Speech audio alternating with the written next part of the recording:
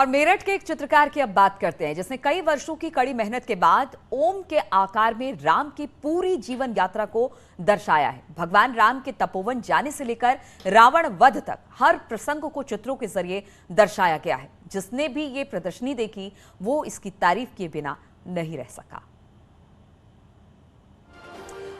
ये खबर आपको दिखाएंगे, लेकिन इस वक्त हम आपको बता दें लखनऊ से खबर है जहां पर सर्वदलीय बैठक शुरू हो गई है। सभी पार्टियां वहां पर पहुंच गई है। कल से विधानसभा सत्र शुरू होने वाली है। ठीक उससे पहले अब सर्वदलीय बैठक शुरू हो चुकी है। तो तस्वीरें अब आई है, हर पार्टी के जो नुमाइंदे हैं वहां पर पहुंच चुके हैं। सर्वदलीय बैठक की शुरुआत हो गई है। कल विधानसभा सत्र की शुरुआत से पहले यह सर्वदलीय बैठक हो रही है। चलिए अब हम जिसका जिक्र कर रहे थे, एक पेंटिंग, एक तस्वीर की, जरा वो खबर दिखाते हैं।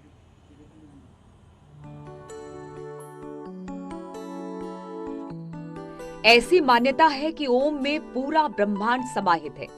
उधर मेरठ के एक चित्रकार ने ओम में भगवान राम के पूरे जीवन को दर्शाने की कोशिश की है। राम का तपोवन जाना, सीता हरण, लंका दहन, मेघनाद, कुंभकर्ण और रावण का वध, रामायण की पूरी कथा इन चित्रों में दिखाई गई है, और वो भी ओम के भीतर। जिसने भी इन अलौकिक और अद्भुत चित्रों को देखा वो देखता ही रह गया।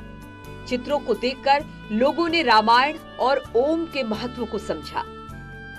इसमें ओम के माध्यम से क्या किया है कि जो ओम शब्द है उस पर इन्होंने मनन किया, हमारे माथुरी जी ने, जसवंत सिंह माथुरी जी, और इनकी कम से कम ये 40 साल 45 साल की साधना है ओम पे।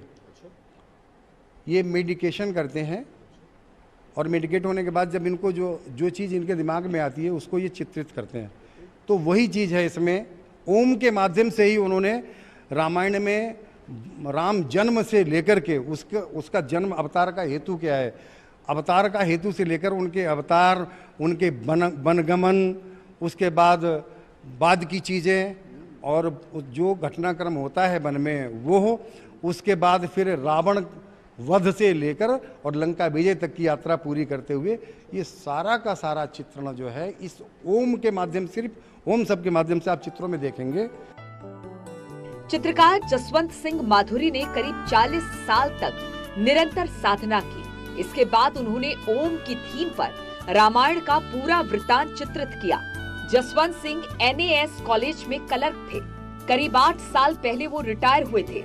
इतिहासकार माधुरी के इन प्रयासों की तारीफ करते नहीं थक रहे हैं। इसको मैं ईश्वरीय वरदान मानता हूँ, ईश्वरीय प्रेरणा मानता हूँ कि आम आदमी की बस की चीज़ नहीं है ये जो वो काम कर रहे हैं। अगर विदेशों में पेंटिंग्स हो उनकी तो ये करोड़ों करोड़ों की हैं पेंटिंग्स जो उन्होंने बनाई हैं। इनका कोई मोल नहीं है, ये बता दें आपको, पेंटिंग्स का कोई मोल नहीं होता है। लेकिन उन्होंने एक अभिनव, उनका प्रयास है भारतीय संस्कृति को संवर्धित और संरक्षित करने का। मेरठ के NAS कॉलेज के म्यूजियम में और भी ऐसी अनमोल धरोहरें हैं। म्यूजियम में हड़प्पा संस्कृति से लेकर मौर्य काल, गुप्त काल के भी एक से बढ़कर एक अनमोल धरोहर रखी हुई है, जिसे देखकर प्राचीन भारत के इतिहास के बारे में काफी कुछ जाना समझा जा सकता है। उमेश श्रीवास्तव, न्यूज़ 18, मेरठ।